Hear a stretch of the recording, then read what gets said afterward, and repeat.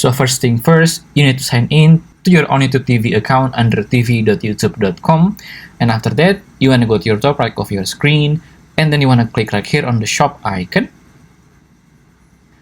and then you want to click on all to see all the channel, and then you want to scroll down and find Sony LIV network, so just click on it.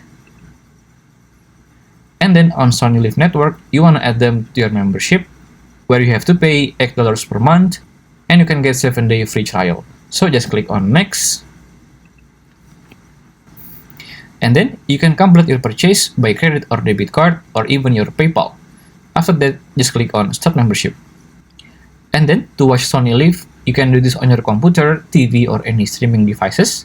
You want to go to your top right of your screen, and then you want to click right here on the search icon.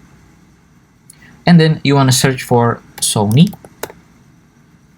And then here on Sony LIV network, you want to click on it to open them. And then you can scroll down and see any series, movies that you want to watch on your smart TV.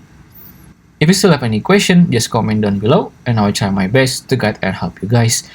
And that's how to watch Sony LIV on YouTube TV. If you find this video useful, please consider like and subscribe.